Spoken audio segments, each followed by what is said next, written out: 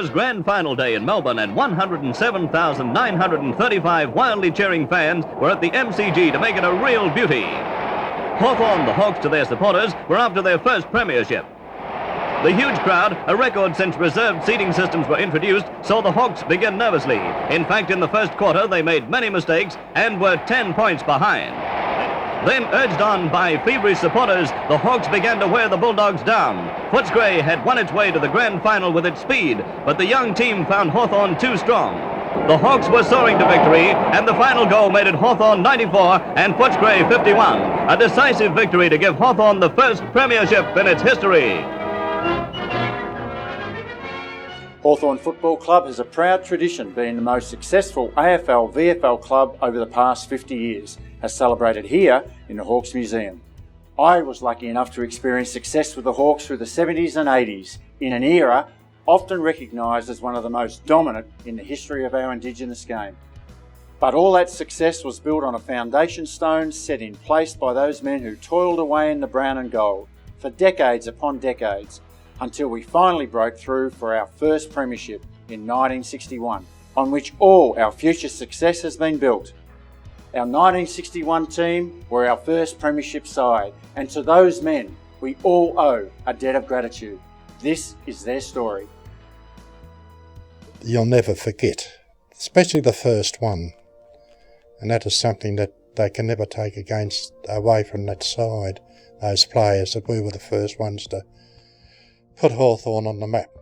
After playing in the VFL for 37 years, and I think they'd only made the finals once before, it was an enormous thrill, for everyone, and the look on their faces. I mean, that's the thing that's going to stay with me, until the day I die. A look of absolute pleasure, that their team had won a premiership at last. 1960 saw the appointment of two crucial leaders in the club's path to premiership success, John Kennedy as coach and Graham Arthur as captain. They didn't know it at the time, but the right personnel were in place on and off the field to achieve the club's ultimate goal. That Hawthorn 1961 group, you could spread it from the 20 players to maybe 50 people. And those 50 were a common bond with the 20, those 30, the Doc Fergusons and Ron Cooks and Jack McLeods and all these people. They had exactly the same approach to team and loyalty to the jumper. He believed that if the club was to prosper, it certainly needed to have clear, firm goals, good leadership, good people, and of course good footballers. One of the things that was a burning desire, we're coming off years when the club hadn't won many games, was to stop buying second-hand players. An agenda that driven by Sandy and those around the board table to not get cast-offs and to grow Hawthorn players so that they can have the culture that they wanted to develop. Those decisions that brought the 61 premiership around were made 8 years before. I would say John Kennedy would have been equally behind that. The Confreres started in 1961. They were led by a group of businessmen, led by Sir Henry Winnicky. He had a lot of mates down there, and they continued on as the Confreres, and he continued on as their president for quite some time after I departed the scene. The then secretary of the club, Ron Cook, asked Sir Henry Winnicky to form this businessmen's group to basically support the players, find jobs and raise funds for the club. Jack Hart was very tough, very hard player, and then we got to give him a lot of credit because a lot of the players that played in that 61 premiership side were coached by him, and then John took over in 1960 and we just missed out on the finals in 1960 on percentage. Kennedy was a man that understood players. He understood people. He was a people person. Even though I thought at the time when he took over that being a playing mate to take over the mantle as a coach with his mates, He was the perfect person that could do that transition. And his style of game was just different altogether, and we profited from it. When John took over as coach, well, fitness went from just ordinary Tuesday, Thursday to another level. On your marks, go. Touch the fence up at the railway line, up the terrace stand there, and back again, and down. Down again. On your marks, face the railway line and off again. So we used to train very hard on training nights, and sometimes we'd throw in an extra training night during the week, and we'd play on Saturday, of course, but then we'd go and train on Sunday. You weren't allowed off the track until you were on your hands and knees, effectively. Kang was good. He was in it all the time himself, so he never asked us to do something that he couldn't do himself. John would say to us, if he could run a mile in 5 minutes, he expected us to run a mile in 5 minutes. He didn't push handball in the early stages. And then one game, we had a disaster. And the Kennedy mind said, how do I fix this? And the next training night, we were not allowed to kick the ball for the entire night. We had to handball, which is unheard of. And Barassi did it later, but John Kennedy did it first. And the next game, we did a lot of handball. And the game, we moved much more fluidly. We didn't want stop-start, we wanted constant movement. It was the way we wanted the game. Now the game plan would be repeatedly that. The speed and fitness had to tell. Kennedy's conditioning was honed at the club's home ground, Glenferrie Oval. The sardine can was a narrow ground that encouraged the Hawks' tight style of football. I have a love affair with Glenferrie Oval. I used to love it when it was muddy. And I knew the opposition wouldn't like it. The other sides just didn't like to play their pretty football on it, but it suited us. We were tough and into the ball and the mud and the slush and etc. I laugh when I hear the critics today complaining about the grounds being too muddy. I mean, the Glenferrie Oval used to be about 3 inches thick of mud sometimes when we played on it. Edwards of Hawthorn. He drives back towards full forward. Young rises, can't mark it. Here's a chance for Simmons. Simmons can't pick it up either and gets an ease over in the middle of the back, and it stacks on the mill. I think umpire Nash is going to bounce it. Certainly Glenferrie was a wonderful experience. Very, very parochial and very close-knit community. The grandstand, the current grandstand now, I mean, it used to be Hawthorn supporters. They used to have the bugle there to rev us up, whether we're losing or winning. You'd hear this bugle, come out, blurt her out, and then you'd hear the Hawthorn chant. So it certainly had some advantage, I think, over the opposition. My cousin used to live next door to Alf Milne, and he was the first one to bring his cornet along, and my cousin bought his bugle, and then I bought mine, so we sort of it was just an ad hoc sort of a thing. If we were behind on the scoreboard, we tried to G them up a little bit, but yeah, we used to make a lot of noise every time they kicked a goal. But there wasn't too much celebration at the start of the 1960 season. Players took time to develop their fitness and understand the Kennedy game plan. Well, as captain, I was on the committee as a player's representative, so I tuned in after the 5th loss, and the great murmurings around the committee table. Well, not murmurings, but everybody had their say, and it wasn't to sack John. It was just saying to John, well, look, you've just got to change your game plan, John. It's just not working. We've lost 5 games. And of course, after about got around to number 5 saying that, he just stood up and said, gentlemen, there'll be no compromise.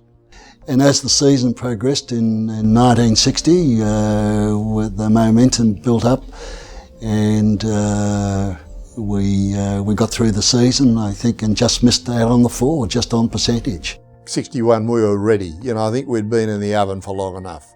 And I think all the ingredients, Mum had put all the ingredients in the oven, a bit like a Christmas cake. It came together really well. We all believed in ourselves. John Kennedy was a great motivator. ready to go. Bring it on. I'm saying, bring it on. We are ready to go. And of course, you know what happened. We lost our first game against South Melbourne at Glenferrie. We weren't really hitting our straps. It was a bit of a worry. John was thumping the table and looking for the answers, saying, you know, what do you think? You know, which he still says to me. I can remember saying, look, we must do something and let everybody see that we're not going to accept 4 up and 4 down and that sort of thing. We're going to make changes. Well, I always remember Cole. Cole knows this too. He was the unfortunate guy that was out purely because the coach says we've got to make some changes, and we had played badly the previous week and it could have been any one of 18, you could say, but Cole was the unfortunate. I started slowly in that year as the club did, and I can't remember exactly, but I think it may have been we were 3 wins and 3 losses after 6 games, and at that point we were thinking, here's another year where we're going to finish in the middle. We'd only just missed by percentage in 1960, so we thought we were slipping backwards. And then we won the next game, and we then won 12 in a row, which still stands as a record for Hawthorn, and I'm very proud of that. 12 wins for the year, consecutive wins, and we were never going to be beaten. We weren't going to be beaten. Here we were again in 1961, up against our arch rival Melbourne in a second semi-final, the winner going directly into the grand final. That was the game that we had to win, and there's so much expectation on Hawthorn because of, you know, if they win, it's their first time in a grand final, so you got all that historic background to it all, so the pressure was on the team to do very well against Melbourne. They didn't really like playing Hawthorn because of the way we played, and it was always fantastic to beat them either at the MCG or at the Glenferrie Oval. But the games against Melbourne probably taught us what we had to do to be a successful team. We had the advantage of having beaten them twice during the year, which was something, and during the 1960 season we'd beaten them, so we had a record against them that no other club did have. So, you know, that gave us an enormous amount of confidence to beat them again.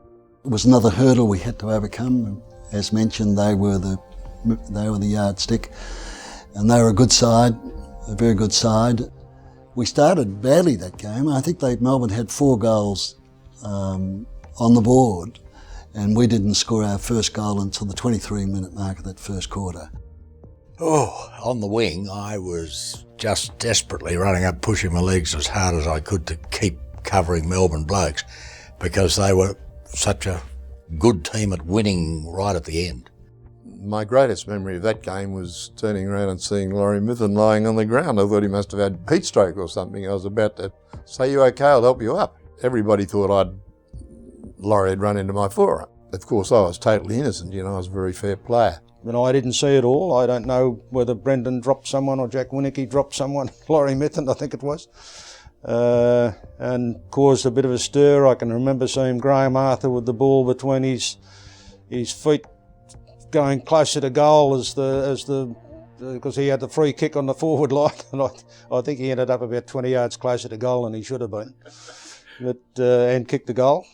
I was 60 yards out, which is further than I could kick, so I thought if I get within about 40, I'm a chance. So I started to sneak down the ground and kept an eye on the umpire to make sure, but the boundaries are all busy as well, and so I got to about 40 yards out and I put the ball down. Graham was cunning enough to keep another 25 yards in those days, and it worked out.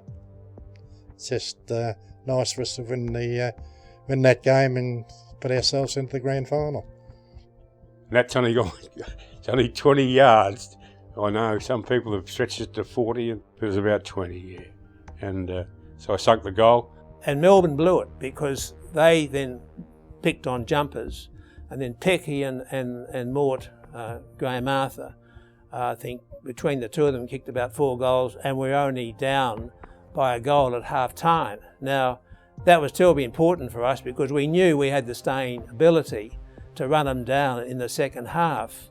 Anyhow, Melbourne seemed to lose their composure for some unknown reason. Barassi was pointing fingers and running around and trying to do perhaps a little bit too much instead of calming the players down. I think they were looking for retribution or retaliation or what, and they lost their focus. Come the last quarter, I think at the last change there was only, I think, 7 points separating us at the last quarter, and thankfully to our defenders, they rushed the ball out when Melbourne had an opportunity, and they rushed it down to our forward line, and Morton Brown marked a good mark, falling mark under pressure at Eddie Gold, and game over. I'd taken a mark on the boundary line about five minutes before the end, and from an acute angle, I didn't get it anywhere near the goals. So when I was very relieved when we went for the mark and the ball came down from the other end, and I took the mark in front of Tassie Johnson, I think, and I still remember I sort of fell to my knees with the ball, grabbing the ball here, and I think it was Bill Irving, the umpire, said, "Your mark." You could say we won the premiership that day, that second semi-final. Probably is one of the toughest games I've seen. Players were really exhausted, both Melbourne and Hawthorn, but it was great to beat them and get there. Absolutely. And we knew then that we had next week off and it meant something. Our grand final opposition would be decided in a preliminary final between Footscray and Melbourne. And I thought it would be very close. I thought they were pretty well matched at that stage, even though Melbourne had been the top dogs for so long. Melbourne found Footscray a little bit tough because of the battering that both sides had taken in that second semi-final. Had it been us, we would have been flat. And I guess that's how Melbourne felt. Well, I know that because of what Norm Smith said later. The preliminary final, we went along to it and saw it in the victory to the Scraggers, but it was the case we knew we'd be playing someone. It didn't matter really who it was going to be, and that was the way we were being, trained and skilled. But there was a new challenger on the block. That's the way I was looking. There was a new challenger, and it was the Dogs, and the Dogs beat us out at Footscray earlier in the season. Grand final week at Glenferrie Oval saw record crowds and media galore attending training. Selection centred around replacing rover Kevin Connell, who injured his knee in the second semi-final against Melbourne. There was speculation that Kanga would go with his great mate Roy Simmons, or would he go with a straight rover swap in the inexperienced Jack Cunningham? Everybody wanted Simo in the side. I think that was the move that could we get Simo as a rover, and to take over from Kevin Connell. Roy had been injured, but he said he was right. Reg had come in when Roy was injured, and Reg played so well. I think he knew that he wasn't going to be able to see the game through. And as the selectors and John said, sentiment doesn't win football games. Simo played 200 games for the club and, was been such a stalwart. In 1956 he ran, I think, 4th in the Brownlow medal, I reckon. Just a real good player, and to miss out was pretty disappointing for him. There wasn't much difference between the grand final side and the side that had played during that year for Hawthorn. The only change we had to make was that Kevin Connell was injured in the second semi-final, and the standout player to replace him sort of picked himself in Jack Cunningham. The whole fortnight was quite a strange experience because there was a lot of speculation as to who was going to get Kevin's spot. Various people were put up in the media and talked about as what would happen, and I wasn't very confident of getting there. Yeah, I felt very sorry for Kevin Connell because not only being a great bloke, but he was a great footballer, and football can be very cruel. Thursday night the teams used to come over the radio, and as I said, I come from a big family and we're all sitting around the radio. And Cooper's in, and that's the only name I heard. I was picked as 20th man and to be just part of that side, even though I played a lot of games during the season, to be part of that side in Hawthorn's first grand final was fantastic. I really felt good about that. I didn't mind where I played, as long as I was in that side. It was a relatively normal week. If anything, it might have been, I don't think John wanted to risk losing any players that particular week. And so I think that even though we trained and we did quite a lot of work, there was not a lot of serious physical contact. On the Thursday night before the grand final, Ron Cook came up to me and said, "You'll be on your own on Saturday. On grand final day, I was the boss." The crowd came down on a Thursday night to watch us train, so there was a lot of atmosphere around. There it was like there was a match on, and it was wow, you know, there was sort of electric atmosphere. And that's the thing that really inspired me more than anything was, you know, the look on you know, the real happy look on their face. Everywhere I went, there was always somebody from somewhere. Good luck, hope you go. People I'd never seen before, never met, never knew anything about them, and they were living on our hopes, and as most supporters had for the years. I suppose one reason why I admire the Hawthorn community, because they'd been through all those years. But John said, just put that out of your mind. It's not enough just to get there. We've got to win. But there was that thinking among the supporters that was just so fantastic to be in the grand final. And John had to get rid of the thought that that was enough. It wasn't enough. Match day dawned as a hot September day. Players made their own way to the MCG. All were excited, many were nervous. I didn't sleep well on the Friday night, and when I got up Saturday morning, I thought, I hope the players had a better night than me. Yes, and couple of players. Yeah. The atmosphere became almost businesslike. Nobody was jumping around, yet players are all different. They have their different ways, but it was very tight and it was almost businesslike. And I think I checked my footy kit about 5 times. I made sure the Hope Sweeneys were polished. I had new laces. I had a new set of stops. I had a spare set of stops. I checked my garters, my socks, my shin guards, jockstrap, correction, athletic support. And I got on the train, got off at Richmond, walked towards the ground, and I met Ian Mort, who had parked his car and walked over the Yarra Bridge and said, "G'day Mort, how are you?" And he said, "Nothing."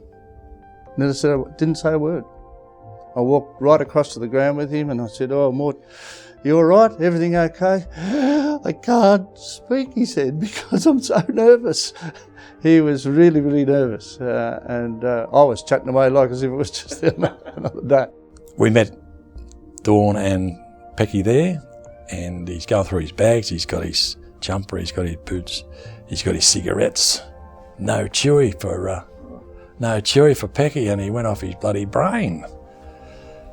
And he had to get Dawn, his wife, to run down to Glenferrie Road and pick up the chewy and come back. And I said, "Look, I'll drive, Pecky, I'll drive the footy." "No, we'll go in my car, da-da-da." And it was the worst drive I've ever had in my life, fair dinkum. And he snapped. Dear old Pecky snapped when he couldn't get his bloody chewy. The first thing I did was look for Harry Miller, because Harry always had a nice soft pair of hands and sort of settled you down, and you know, he was terrific. A lot of brown and gold around the rooms. There was a lot of people, but those closely associated with the club mainly, you know, committee and as training staff and supporters committees and those sort of people were all in with us. We didn't believe we'd lose it. I remember saying to Mum on the morning of the grand final, "I don't know whether I'll come home in one piece or not tonight, but we're going to win." I couldn't see any nerves or anything like that. It was, you know, pretty much a controlled sort of environment, and we were confident. There's no doubt about that, because you know, not only had we won a lot of games in a row, but there was a lot of confidence amongst the players and their teammates that we would prevail. It happened to be my 100th game, and And John said, well, it's your honour, Brendo, you know, to lead the team onto the ground. And I would have loved to have led the team onto the ground, except that Graham was a very, very good friend. He was the captain. It was the first time we'd ever played in a grand final. And I felt that it was his honour, not mine. He was the captain and a friend. And I said, well, I'm going to have to pass on it today, John. I said, any other time I would have loved to have. I believe it was John Kennedy that said that when you run out there, just have a look on top of the stand in front of you, and all you saw was Hawthorn's flags and people with Hawthorn's Guernseys and all that on its scarves, and it brought home the reality of what we were there for. It was just overwhelming, and to me, I felt that I was there not only for me, but for the people, the supporters. Those people yelling in that crowd were looking for something that Hawthorn hadn't had for years, and what they'd strive for. Previous coaches, committees and all those sort of things had worked for years and years and years, got no recognition whatsoever, and then here was a chance for us to do something that these people could cherish forever too, and what I've been dreaming of. We tossed the coin and selected the ball, the match ball on the ground, and of course I was opposed in the toss with E.J. Whitten, and you always had to be a bit wary of E.J. with his toss, because he was tending to call it before or as it hit the ground and walk off with his saying we're kicking that way. So, but Frankie Swab was the umpire, Peter's father, and so Frank was on hand, of course. So it was such a fine day. It wasn't going to be lost in the mud or anything like that. So EJ it was 50-50. Dad didn't know he was getting the grand final till he actually got to the ground on the day. So he and Jack Irving, was the other umpire, arrived at the MCG. Went down to the rooms, and the selector, can't remember the gentleman's name, might have been a guy called Lancaster, said, "Frank, you've got the job today." And my mum was at the ground with her brother, and my auntie and my father's parents, and Alan Schwab was a young, I think 20-year-old cadet at the VFL then, so he was there on duties. They knew when his name went up on the scoreboard that he was going to umpire the game. We lined up, and the Governor-General was there to shake everybody's hand. So it was, the thing I can remember about that is that we always used to put rosin on our hands, and we had to shake his hand, so we weren't allowed to. So everybody loaded up their left hand, shook hands, and then rubbed the two together. And the thing about the MCG, of course, whereas most of the other grounds, you look around at the crowd, with the MCG you're looking up, and that's just the experience. It is a sensational arena. You cannot sort of describe it to anybody else, and they're all pro-Hawthorn, or appear to be pro-Hawthorn, which made the crowd sort of noise a lot louder. It all hit home for the players as they entered the MCG, to a huge roar from their supporters. The players took their positions, ready to play the match of their lives. I started off on E.J. Whitten, and before the game Kennedy used to come around and say, "You're on number 3. I said, "Whitten." He said, "You're on number 3. And I said, everybody in Australia knew who Whitten was.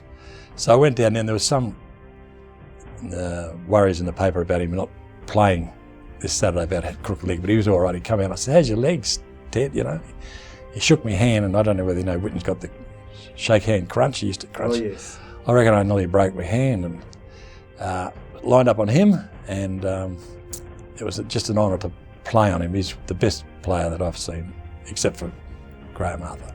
Well, now play has just started in the 1961 grand final between Hawthorn and Footscray. There was a missed kick on Footscray. Hawthorn now into attack through the agency of Brendan Edwards. He goes over, trundles the ball in front of him, but it looks as though a free kick will be given to Brendan Edwards on the wing position on the members' side of the ground. Had a difficult quarter, the first quarter, because Teddy Whitten was in sparkling form. He took a couple of marks and kicked a couple of goals. And he's taken the mark. Here he comes. The kick is a good one. It's through, I would say, for another goal, yes. We were beaten for speed early. They were quicker than us. But in the back of our mind, we always knew that we were going to win the day. You know, it was going to be that they would slow down because of the pressure of the preliminary final. But I think we had more opportunities, more scoring opportunities. We didn't kick particularly accurately, but we didn't give up. One stage there, I remember him being grabbed by a couple of opponents and he just muscled them, just shrugged them off and went down and kicked the ball forward. Very solidly and went down to the turf and he's still there. Well, we had most of the play up till half time. Brendan Edwards was getting the ball out of the centre and pumping down to the forward line. But unfortunately, we got the opportunities, but our forwards were missing easy goals. They were kicking behinds all the time. I thought we had the game in control except for our kicking. Waiting for Peck to take his kick now. He couldn't miss this, could he? Oh, no, he has. It certainly wasn't going to plan at half time when we were behind. We didn't think we'd be behind. That ends the second quarter in the 1961 Grand Final. There are the scores. Hawthorn 3-9-27, Footscray 5-5-35. But at half time, we ran off the ground and the Footscray players just walked off. You could tell they'd had enough. I think at the half time, came up to half time, we knew our fitness was at a level that should sustain us, and we hadn't had that game the previous week, so we're probably a little bit ahead in one way. Well, I was surprised, personally. I thought we were certainly a better team than Footscray, but the results were not there on the board at half time. Right. But you brought them around all right. They were a bit quick for us in the first half, and that's a thing that's very difficult, isn't it? It's a terrible position to be in, even in today's football. If you've got a couple out there and you're getting beaten for pace, you can't do much about it. Nevertheless, 2 goals. I was disappointed to be 2 goals down, but it gave me something to say, to be able to say to players, we've worked for this. You've worked for it for 2 years, for 1 year. Here's our chance, and it's being frittered away. If we lose it, everything's gone that we stand for. We've just trained for this, but you've done the hard work, and they'll slow down, or they'll get a bit tired, and we've got to just keep going. But he didn't get worked up. He just spoke quietly and said the job was there, we could still do it. And it was his control in speaking at that time. Then the selection committee made changes. They put Pecky into the ruck and Morton Brown, I think, went to full forward. By putting Pecky in the ruck, it sort of subdued John Schultz, who was a good player, and assisted jumping Jack Winicky, who was having a good day, but couldn't jump all day the way he was jumping.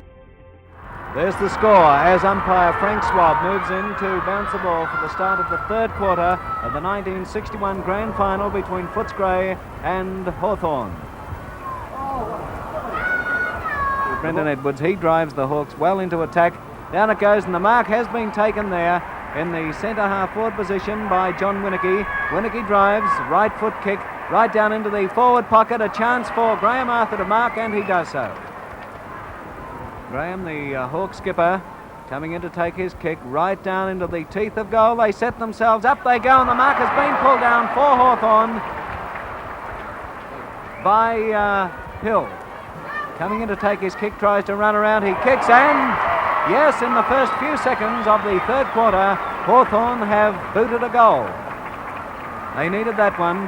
Hawthorn 4-9 now, Footscray 5-5. It was a complete reversal after half time. We just dominated the play. I mean, kick 6-6, I think we could have easily kicked 8 or 9 goals. The way that our style of play probably lent itself to that style of kicking. We just totally dominated the second half. Gary Young is about 50 yards out from goal. His kick, it's a beauty.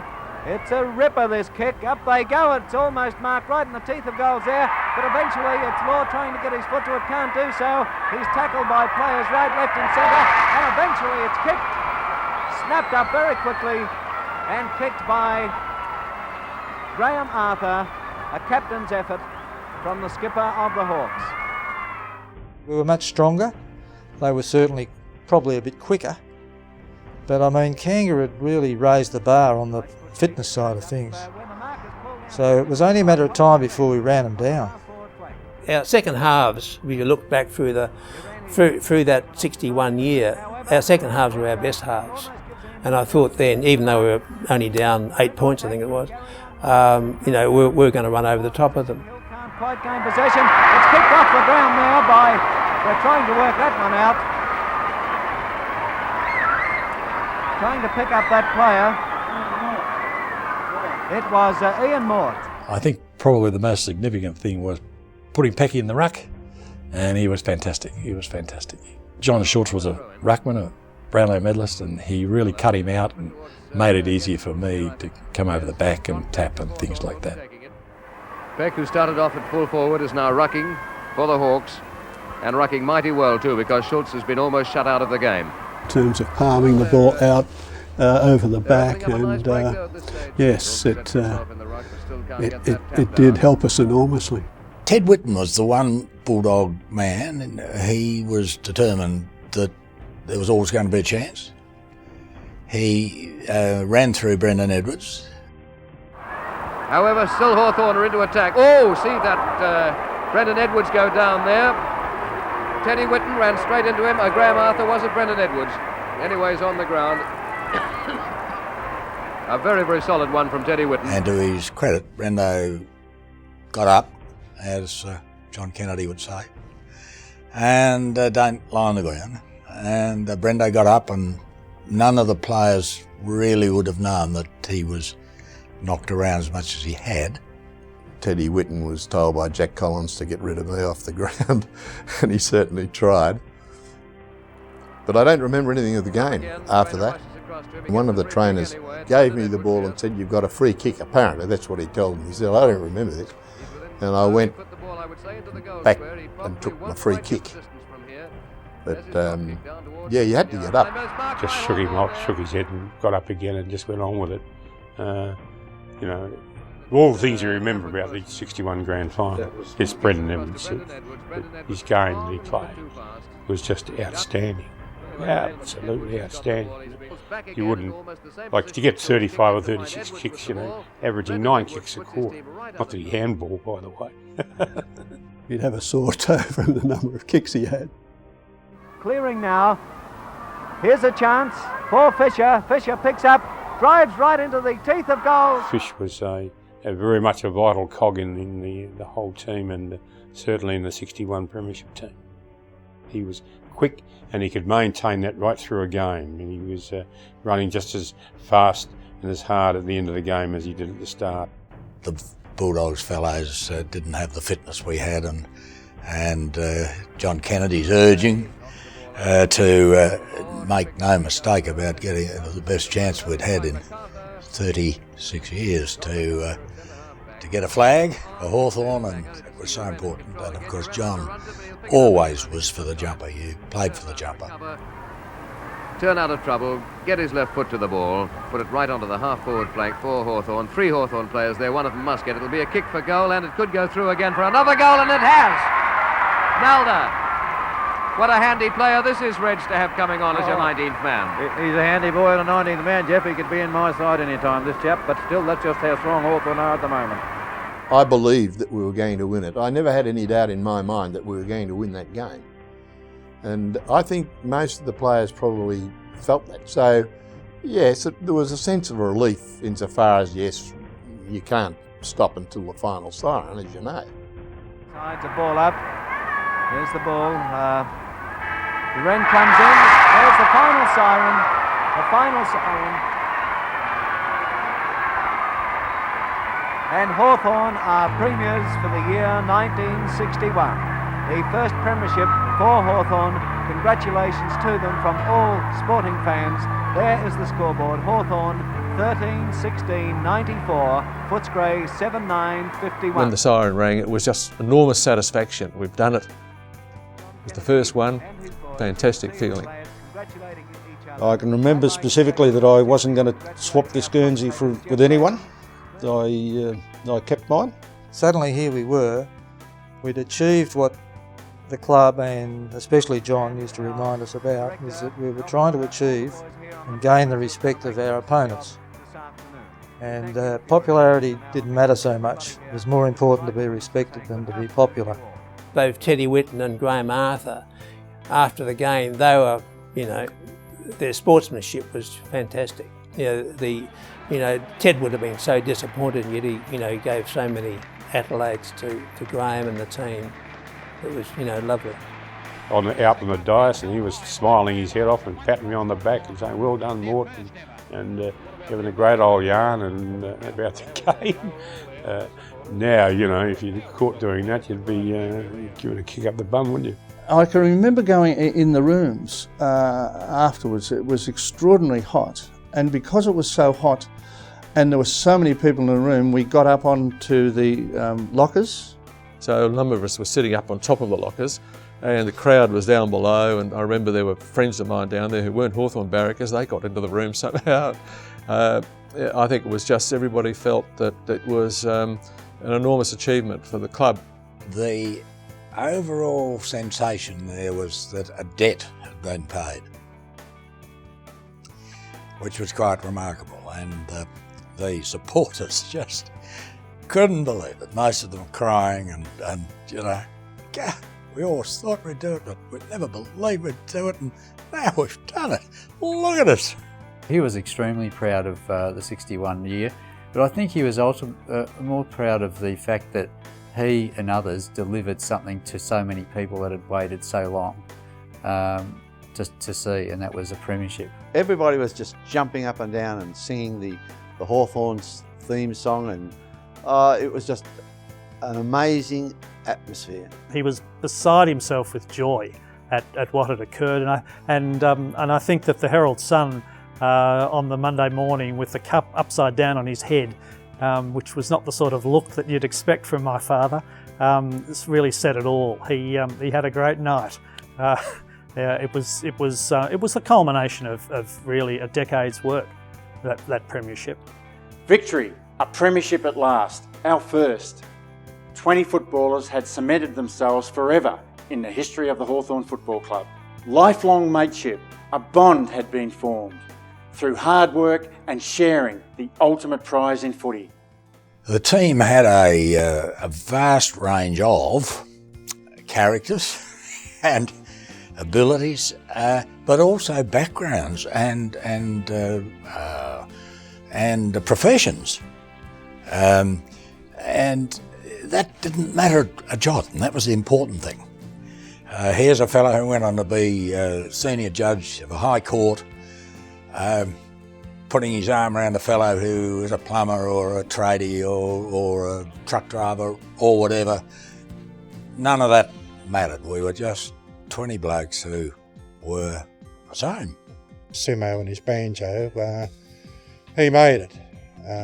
Used to get him and John O'Mahony and John Kennedy get up and sing their songs, and used to get us around in groups and play the guitar, and we'd all sing. Beautiful banjo player. Played the piano also by ear, and he was the happiest bloke to have been at the football club for a long, long while. He was the spirit of the club. He was the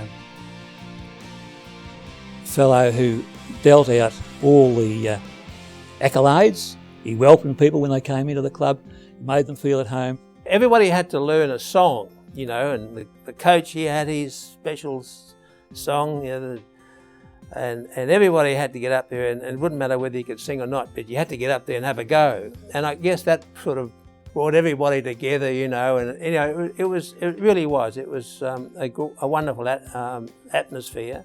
We used to go into the rooms and, we're just happy being together, and, we'd have our girlfriends or wives or whatever. He'd play the banjo and sing, and we just had such great times. It was real family club stuff. And we all got to know one another, and we all respected one another. You could rely on players to punch the ball, to pass it off to you without thinking. And I think that bred a terrific respect for each other, but also a sort of solidity, that you could rely on the guy next to you, in front of you, etc. I think we've got a real camaraderie amongst us, and nothing seemed impossible. It's just great to see them. Give them a bit of a hug and a handshake. It's really great, and those things just stay with you forever. In 2011, we celebrate the 50-year anniversary of that famous day in 1961 and the 9 premierships that followed, our 5 decades of flags.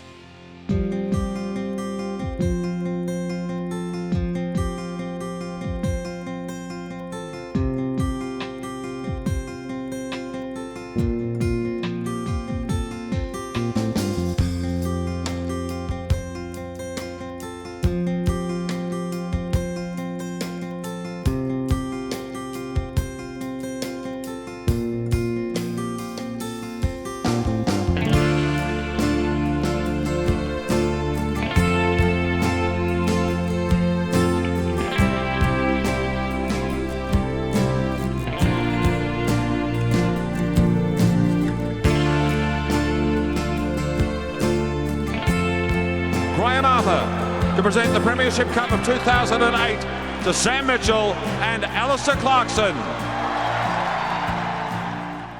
Graham Arthur says presenting the Cup to Sam Mitchell after the 2008 Grand Final was one of the greatest moments he has experienced in football. Thank you, Mort, and to your 1961 teammates for starting a journey of success for the Hawthorn Football Club that will continue into the future.